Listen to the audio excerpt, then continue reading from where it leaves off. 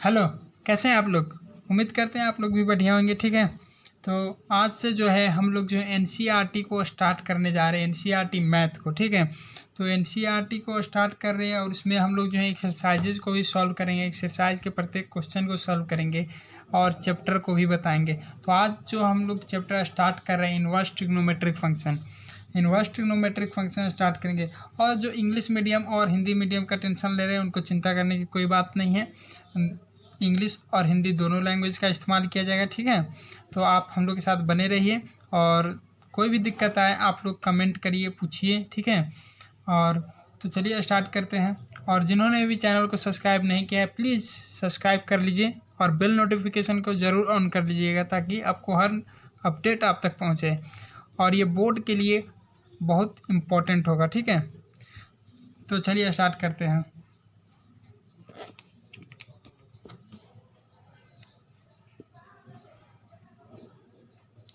ITF short में लिख रहे हैं इनवर्स ट्रिग्नोमेट्रिक फंक्शन, ठीक है। इनवर्स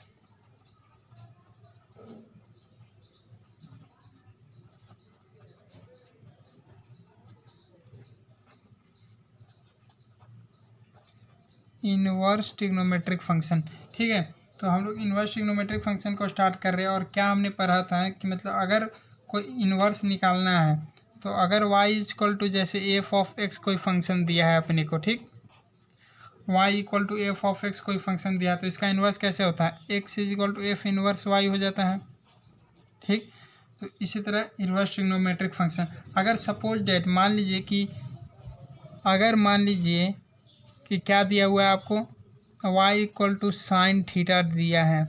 अगर आपसे थीटा का वैल्यू पूछे तो थीटा इक्वल टू क्या लिखेंगे आप लोग, साइन इनवर्स y,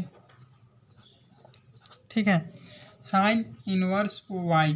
तो चलिए स्टार्ट करते हैं और देखते हैं, ठीक है। अगर मान लीजिए suppose that y equal to sine inverse x है आपको, ठीक। तो यहाँ पे आपका जो x होगा वो क्या होने वाला है, जो x है वो आपको डोमेन बोला जाएगा, डोमेन, और y जो है आपका रेंज होगा। अगर यहाँ तक सबको समझ में आ रहा है तो ठीक है रे, आगे बढ़ते हैं, ठीक है। रेंज और डोमेन, ठीक। इसके बाद जो है क्या है कि y equal to sine inverse x है तो डोमेन और रेंज। तो यहाँ पे वैल्यू किस तरह पुट करना है ना, इस चीज़ को मैं बताता हूँ। अगर x है तो x का वैल्यू क्या होगा, हमेशा -1 और 1 के बीच में ही होगा। क्लोज इंटरवल x का जो वैल्यू होगा -1 और 1 के बीच ही होगा। और y जो है ना तुमको हमेशा एंगल मिलेगा। तो एक बार हम लोग जो है शॉर्ट रिकैप में रेंज को हम लोग देख लेते हैं, रेंज और डोमेन को एक बार रिवाइज कर लेते हैं, किस तरह से रेंज और किस तरह से डोमेन था, ठीक।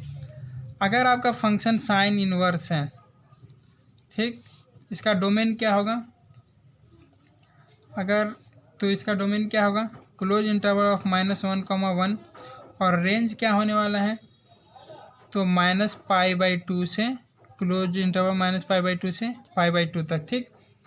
और कॉस इनवर्स है तो इसका डोमेन क्या होगा, इसका भी -1, 1 ही होगा और रेंज जो है 0, π होगा, ठीक। कॉसेक इनवर्स है, कॉसेक इनवर्स तो इसका जो डोमेन होने वाला क्या होगा, रियल नंबर एक्सेप्ट सिर्फ छोड़कर क्या, -1, 1 छोड़कर। और इसका जो रेंज होगा क्या होगा, क्लोज इंटरवल ऑफ -π/2 से π/2 एक्सेप्ट 0, ठीक है। और बाकी इसी तरह है, 3 फंक्शन और बचते हैं, ठीक है। तो आप सब इसे बुक में रिवाइज कर लीजिए, देख लीजिए और बाकी हम लोग स्टार्ट करते हैं। और एक नेक्स्ट टर्म जो हम लोग जानेंगे, अब देखो किसी को कोई कन्फ्यूजन होता है कि किस क्वाड्रेंट में कौन सा पॉजिटिव होगा, कितना घटाने पे क्या ट्रिग्नोमेट्रिक फंक्शन जो है पॉजिटिव होगा और नेगेटिव होगा। तो इसके लिए मैं एक चीज़ बताता हूँ कि अगर मान लो ये तुम्हारा क्वाड्रेंट है तो फर्स्ट क्वाड्रेंट में क्या होने वाला है, सारा ट्रिग्नोमेट्रिक फंक्शन क्या होगा, पॉजिटिव होगा। फर्स्ट क्वाड्रेंट में सारा ट्रिग्नोमेट्रिक फंक्शन क्या होने वाला है, पॉजिटिव। बाकी जो बचा सेकेंड क्वाड्रेंट में आओगे तो साइन और कॉसेक क्या होने वाला है, ये 2 टर्म पॉजिटिव होंगे, बाकी सब निगेटिव होगा। थर्ड में आओ, थर्ड में क्या है तो टैन और कॉट ट्रिग्नोमेट्रिक फंक्शन जो होगा पॉजिटिव होगा, बाकी सब निगेटिव। और अगर फोर्थ क्वाड्रेंट में आते हो तो कॉस और सेक क्या होगा, ये दोनों ट्रिग्नोमेट्रिक फंक्शन तुमको पॉजिटिव होने वाले हैं, बाकी सब निगेटिव होगा, ठीक है। तो ये 0 डिग्री, π/2 और ये पाई, और ये कितना होगा 3π/2। देखो एक चीज़ है, π/2 और 3π/2 पे क्या होगा, तुमको फंक्शन जो होगा चेंज कर जाएगा, लेकिन पाई और 0 डिग्री और फिर ये घूमते घूमते यही 360 डिग्री भी हो जाएगा, इस पर फंक्शन चेंज नहीं करेगा, ठीक है। तो इस चीज़ को ध्यान रखेंगे। और बाकी क्या है, तो एक चीज़ का डिफरेंस समझना कि एक चीज़ का डिफरेंस क्या समझना है कि sine inverse x is not equal to sine x to the power -1, ठीक है। Sine x to the power -1 का वैल्यू क्या होता है रे, sine x to the power -1 का मतलब होता है 1/sin x। जैसे तुम सब क्या लिखते हो, x to the power a है तो ये तो ठीक है, ये ऐसे ही लिखाएगा, लेकिन अगर x to the power -a है तो ये 1/x to the power a होता है। उसी तरह sin x to the power -1 का है, लेकिन साइन इनवर्स x इस तरह का नहीं होगा। इसके साथ कंफ्यूज बिल्कुल नहीं होना है, ठीक है। तो ये चीज़ें हुई। और उसके बाद मैं एक चीज़ बताने जा रहा हूँ, क्या है कि प्रिंसिपल वैल्यू,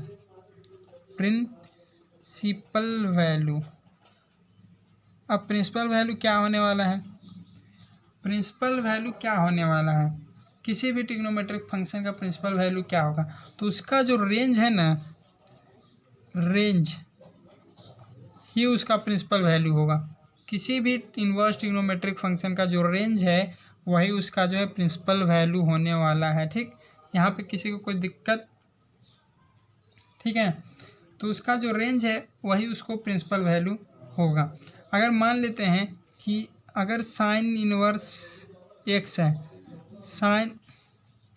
अगर मान ले क्या साइन इनवर्स एक्स है, ठीक है, तो इसका जो प्रिंसिपल वैल्यू एक्स का जो होगा, अगर पूछेगा कि एक्स का प्रिंसिपल वैल्यू बताना है, साइन इनवर्स एक्स का प्रिंसिपल वैल्यू, तो एक्स जो है बिलोंग करना चाहिए क्लोज इंटरवल -π/2 से π/2 के बीच में ही बिलोंग करना चाहिए।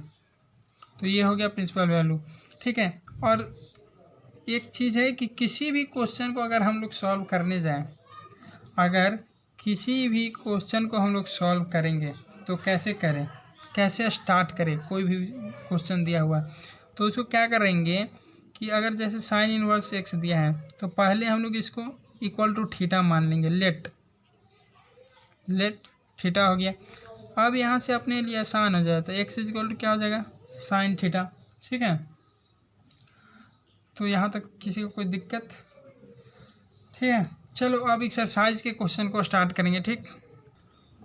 तो ये सब हमारे क्वेश्चन हैं, एक्सरसाइज 2.1 हम लोग आज बनाएंगे, और इसमें हमें पहला जो है प्रिंसिपल वैल्यू को निकालना है, ठीक है। तो मैं अभी बुक को हटाता हूँ, आप लोग क्वेश्चन देख लीजिए एक बार, ठीक। और मैं हटा रहा हूँ। तो देखो ये था पहला क्वेश्चन, इसका क्या निकालना था, प्रिंसिपल वैल्यू निकालना था। सबका प्रिंसिपल वैल्यू हम लोग अभी कैलकुलेट करेंगे, जो एक्सरसाइज 2.1 में दिया है, प्रिंसिपल वैल्यू ही हमें कैलकुलेट करना है। तो पहला नियम कि जो हमें ट्रिग्नोमेट्रिक फंक्शन दिया है उसको क्या करेंगे, let sine inverse of -1/2 equal to theta मान लेंगे, ठीक। अब थीटा मान लिए तो क्या होने वाला है अपना, तो साइन थीटा इक्वल टू -1/2 होगा। तो 1/2 साइन थीटा 1/2 कब होगा, साइन थीटा 1/2 एक तो साइन π/6 पे होगा, तो sine theta equal to minus of sine π/6, ठीक। तो देखो याद रखो क्या होता है, अगर यहाँ पॉजिटिव है तो इधर भी पॉजिटिव बना लेंगे हम लोग। तो पॉजिटिव कैसे बनाएंगे, तो पॉजिटिव बनाने के लिए या तो माइनस साइन को ही अंदर कर दे, तो sine theta is equal to sine of -π/6। क्या होता है कि sine of minus theta equal to क्या होता है, माइनस साइन थीटा होता है। तो यहाँ पे थीटा इज इक्वल टू क्या आ गया, -π/6। अब क्या ये इस रेंज से बिलोंग कर रहा है, तो बिल्कुल बिलोंग कर रहा है, बिल्कुल बिलोंग कर रहा है। तो थीटा इक्वल टू -π/6 क्या हो गया, एक प्रिंसिपल वैल्यू हो गया, अपना प्रिंसिपल वैल्यू हो गया, ठीक। किसी को कोई दिक्कत। Now come to the next question. Come to the next question. Cos inverse of √3/2, cos inverse of √3/2 है। तो फिर से वही करेंगे कि let cos inverse of √3/2 equal to, suppose कर लेंगे थीटा। अब इसको थीटा मान लिए तो क्या करेंगे, cos theta is equal to क्या हो जाएगा, √3/2। और √3/2 कितने पे होता है कॉस का, π/3 पे होगा। साइन π/3 पे 1/2 होता है। इसका उल्टा करता है कॉस वाला। कॉस जो है ना, कॉस π/3 पे क्या हो जाएगा, कॉस π/6 30 डिग्री, कॉस π/6 पे क्या हो जाएगा, कॉस π/6 पे √3/2 हो जाएगा। तो cos theta is equal to cos of π/6।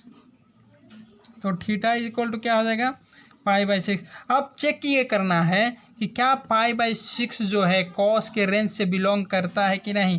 अरे करता है कि नहीं करेगा। तो क्या होता है रेंज कॉस का, 0, होता है। इसके बीच आ रहा है कि नहीं आ रहा है, तो आ रहा है तो प्रिंसिपल वैल्यू हो गया ना रे बाबा, प्रिंसिपल वैल्यू हो गया। तो आंसर हमारा मिल गया।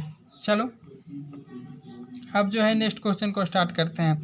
नेक्स्ट क्वेश्चन कौन सा है हमारा, तो नेक्स्ट क्वेश्चन जो है हमारा क्या है, थर्ड क्वेश्चन, कॉसेक इनवर्स 2।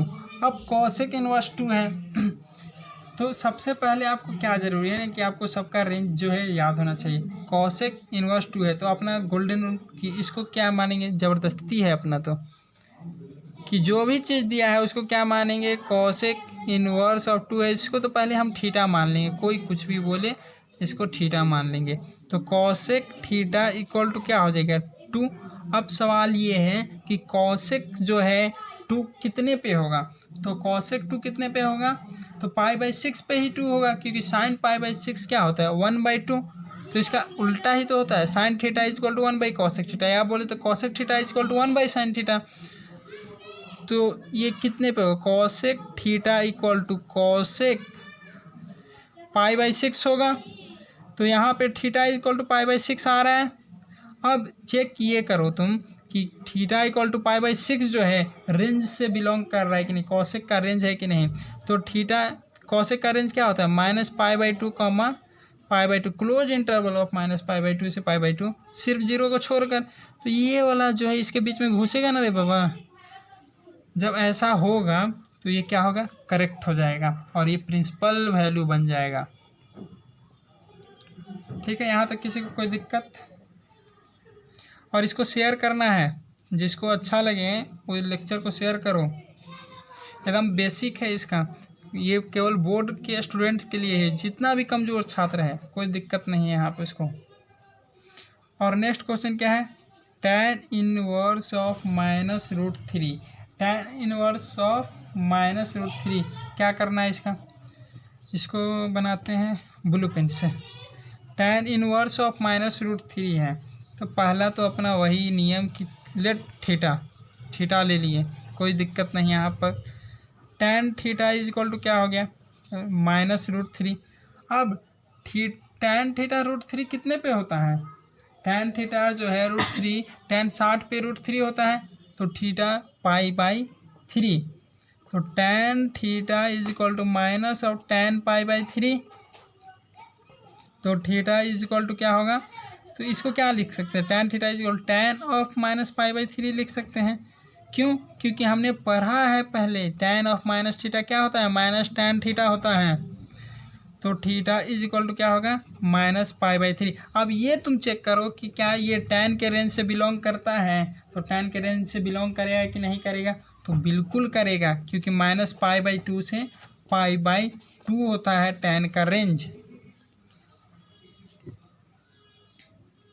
अब देखो क्या है, कॉट, फिफ्थ क्वेश्चन क्या है अपना, तो कॉस इनवर्स ऑफ -1/2, कॉस आ गया, कॉस इनवर्स -1/2। ये क्वेश्चन थोड़ा अलग होने वाला है। और ये क्वेश्चन अलग क्यों होगा, तो इसको बनाकर बताता हूँ मैं। तो पहला चीज़ वही कि let cos inverse of -1/2 is equal to क्या, थीटा। तो cos theta is equal to क्या हो जाएगा, -1/2।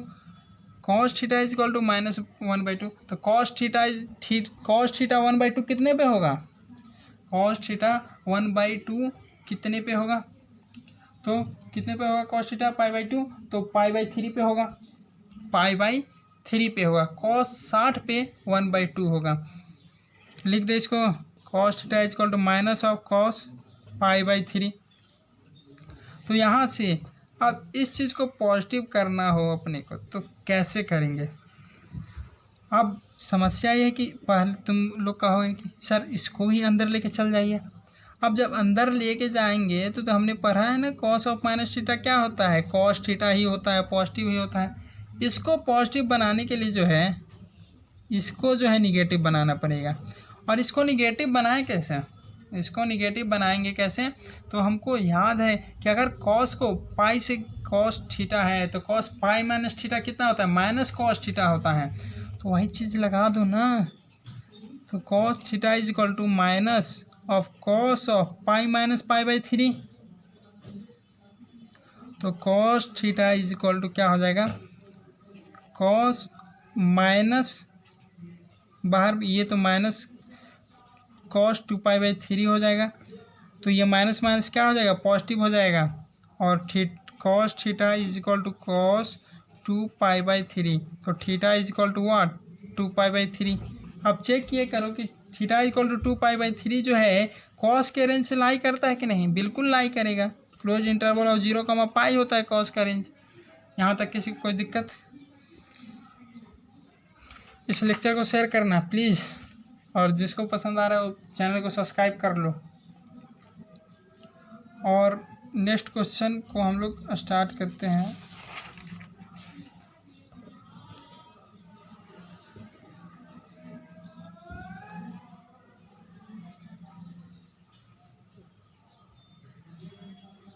तो चलो नेक्स्ट क्वेश्चन क्या है हमारा, क्वेश्चन नंबर 7 क्या है, sec inverse of 2/√3, sec inverse of 2/√3। अब इस क्वेश्चन को कैसे सॉल्व करेंगे, तो पहला दिमाग ही नहीं लगाना है। पहला चीज़ हमको अगर ऐसा देता है तो हम सोचेंगे ही नहीं कुछ और सीधे थीटा के इक्वेट कर देंगे। तो यहाँ से फिर हमारा को पता है कि sec theta is equal to क्या हो जाएगा, 2/√3। अब 2/√3 सेक थीटा किसका उल्टा होता है, कॉस का उल्टा होता है। तो कॉस कितने पे √3/2 होता है, कॉस कितने पे √3/2 होता है, तो π/3 पे जो है √3/2 हो जाएगा। सॉरी, कॉस π/6 पे जो है √3/2 होगा। कॉस π/6 पे क्या होगा, √3/2। तो सेक π/6 क्या होगा, 2/√3 हो जाएगा। तो sec theta is equal to sec π/6 पे ही होगा। तो थीटा इज इक्वल टू यहाँ पे कितना आ जाएगा, π/6। अब क्या थीटा इक्वल टू π/6 जो है वो रेंज में लाई करता है कि नहीं, सेक के रेंज में लाई करेगा कि नहीं करेगा, क्योंकि सेक का रेंज कितना होता है, क्लोज इंटरवल 0, सिर्फ कितना पे छोड़ के, कितना पे अनडिफाइंड होता है, तो π/2 पे छोड़ के। अब चलो कलर बदल लेते हैं। हमारा अगला जो क्वेश्चन है वो कौन सा क्वेश्चन होगा, नेक्स्ट जो क्वेश्चन है क्वेश्चन नंबर 8। क्वेश्चन नंबर 8 क्या कहता है कि cot inverse of √3, cot inverse of √3। तो कॉट इनवर्स ऑफ √3 दिया है तो क्या करेंगे, पहला जो हमको चाहिए था हम तो पहले थीटा लेंगे, कहेंगे cot inverse √3 is equal to हमको थीटा दो। तो ऐसा कर लेंगे तो क्या हो जाएगा हमारे पास, cot theta is equal to क्या हो जाएगा, √3 हो जाएगा। Cot theta equal to √3। अब बताओ कि थीटा जो है, कॉट जो है √3 कितने पे होता है, कॉट √3 कितने पे होगा, π/6 पे √3 होगा। क्यों, क्योंकि कॉट किसका उल्टा है, tan का उल्टा है। tan π/6 1/√3 होता है, तो इसका उल्टा करोगे तो √3 आएगा ना। तो जब ये आ जाएगा तो cot theta is equal to क्या लिख दोगे, कॉट π/6 लिख दोगे। जब π/6 लिख दिए तो यहाँ से क्या हो जाएगा, थीटा इज इक्वल टू π/6 होगा। अब तुम तो चेक करोगे कि ये जो है लाई कर रहा है कि नहीं कर रहा है, कितने रेंज में, कॉट थीटा का रेंज कितना होता है, ओपन इंटरवल 0, के बीच में आना ही चाहिए, इसको आना ही पड़ेगा। तो अगर आता है तो प्रिंसिपल वैल्यू होगा, नहीं तो नहीं होगा प्रिंसिपल वैल्यू। चलो नेक्स्ट क्वेश्चन देखते हैं। नेक्स्ट क्वेश्चन क्या है, क्वेश्चन नंबर 9। क्वेश्चन नंबर 9 क्या कहता है, cos inverse of -1/√2, cos inverse of -1/√2। तो कॉस इनवर्स ऑफ -1/√2 को सॉल्व करना है। कैसे सॉल्व करेंगे, नो प्रॉब्लम। अपना कहना है कि लेट जो भी दिया है उसको थीटा के इक्वल क्यों नहीं दिया है, इसलिए हम थीटा नहीं दिया है तो इसको थीटा के बराबर मान लेंगे। तो cos theta is equal to -1/√2 हो जाएगा। अरे cos theta is equal to -1/√2, तो 1/√2 कितने पे होगा, कॉस π/4 पे। Simple, cos theta is equal to minus of cos π/4। अब इस चीज़ को क्या करना पड़ेगा, फिर से हमको इस चीज़ को पॉजिटिव बनाना पड़ेगा, पॉजिटिव बनाना पड़ेगा इस चीज़ को। तो कैसे बनाएंगे पॉजिटिव, तो ये देखो तुम, पॉजिटिव करना पड़ेगा। तो cos theta is equal to what, अंदर ले जाएंगे तो कॉस ऑफ पाई माइनस π/4 कर देंगे, पाई माइनस π/4 कर देंगे तो क्या हो जाएगा, तो cos theta is equal to cos 3π/4 हो जाएगा, 3π/4 हो जाएगा। तो थीटा इज इक्वल टू क्या हो जाएगा, 3π/4। अब ये लाई करेगा कि नहीं, तो बिल्कुल लाई करेगा, क्लोज इंटरवल ऑफ 0, पाई के बीच में लाई करेगा। अब एक लास्ट क्वेश्चन है, क्वेश्चन नंबर 10। क्वेश्चन नंबर 10 कौन सा है, cosec inverse of -√2, cosec inverse of -√2। अब ये आप लोगों का होमवर्क है और इस लेक्चर को यहीं पे ख़त्म करते हैं, ठीक है। और बाकी जो एक्सरसाइज के क्वेश्चन है उसको हम लोग अगले वीडियो में फिर से लाएंगे। फ़िलहाल यहीं तक, और प्लीज़ जो भी देख रहा है इस वीडियो को देखा है, अगर उनको अच्छा लगा तो प्लीज़ चैनल को सब्सक्राइब कर देना और ज़्यादा से ज़्यादा इसको शेयर करो, ठीक है। हम लोग बोर्ड के क्वेश्चन को भी डिस्कस करेंगे, जो प्रीवियस ईयर बोर्ड में आए हैं उसको डिस्कस करेंगे हम लोग, ठीक है। तो बहुत ही अच्छा प्लान वे के साथ करेंगे, एक अच्छा स्ट्रेटजी के साथ करेंगे, ठीक है। तो प्लीज़ सब्सक्राइब करो और चैनल को शेयर करो। धन्यवाद।